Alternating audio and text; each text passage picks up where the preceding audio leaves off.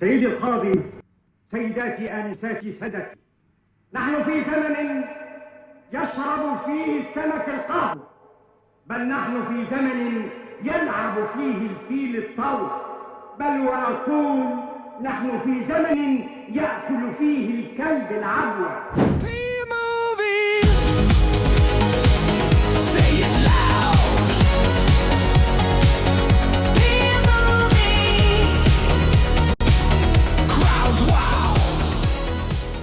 لو حد ما يعرفش أي حاجة عن الفيلم وسمع قصته صعب جدا يتخيل العمق والجدية ورا كمية العبث اللي موجودة فيه. فيلم بيتعامل مع هموم وقضايا ومشاكل بمنتهى العبقرية عن طريق سكتشات واستعراضات وأغاني ورقصات وأحلام ومشهد محاكمة محتاج سطور علشان نحلله ونتكلم عنه، أو بمنتهى البساطة نتفرج ونحاول نتعلم ازاي تنفذ مشهد يبان عشوائي جدا لكنه في حقيقته يمكن يكون اكتر مشهد منظم هتشوفه في حياتك. تهيألي لو عملنا تجربة اجتماعية بسيطة كده ووقفنا الناس بشكل عشوائي في الشارع وسألناهم انا حمص حمص يا حلاوة، هيردوا بمنتهى التلقائية والبساطة اخر عفرطة كل شقاوة. هيعرف الاغنية وكلماتها ولحنها هيضرب في ودانه، وشكل حمص وحلاوة هيترسم في دماغه حتى لو مش فاكر اسم الفيلم، علشان بشكل ما ومن غير ما نحس الفيلم بقى جزء من ثقافتنا الشعبية، وأغاني الفيلم اتحفرت في وجداننا حتى لو كنا مش فاكرين أحداث الفيلم بشكل كامل.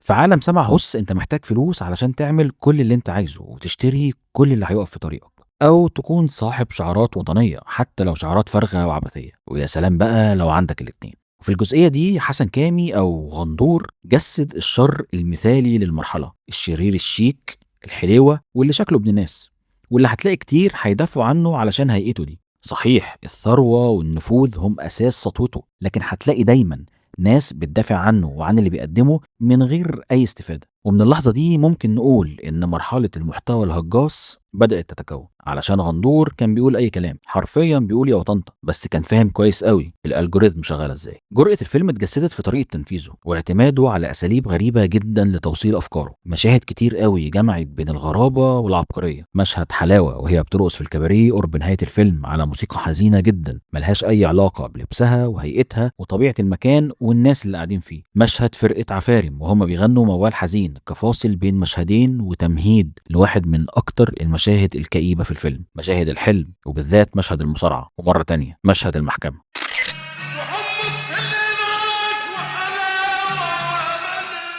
أغاني الفيلم كمان ما تقلش جرأة وغرابة عن الفيلم نفسه. مودي الإمام وبهاء جاهين قدموا حاجة سهل جدا إننا نوصفها بالعبقرية، قد إيه بسيطة وسهلة لكن شايلة كتير قوي جواها. وده طبعا ما يقلش أبدا عن عبقرية شريف عرفة في الطرح في رابع تجاربه، وقبل ما ينطلق بمجموعة من الأفلام اللي كانت سبب حب جزء كبير قوي مننا للسينما بشكل عام. شريف عرفة وحشني قوي والله. بس برضه مع كل ده الفيلم فضل محافظ على متعته وتماسكه، ومفيش أي لحظة فيه نسى إنه يخفف علينا بجرعة كوميديا واستعراضات وأغاني ولطافة ولذاذة من ليلى علو وتمكن وكاريزما من ممدوح عبد العليم. الاتنين عملوا اللي عليهم وزيادة، وهيخلوكم تحبوهم من أول لحظة، هتفرحوا معاهم وتعيطوا عليهم وتغنوا وترقصوا مع راسهم.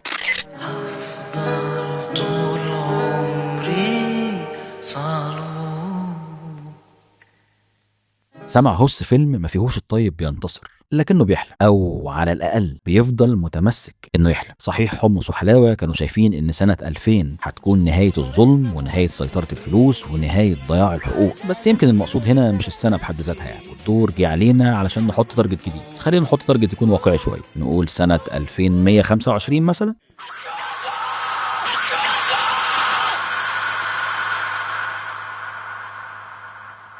وبس كده. لو عجبتكم الفكرة اكتبوا لي أفلام حابين نتكلم عنها ونرجع نرشحها من تاني. لحد ما أشوفكم المرة الجاية، سلام.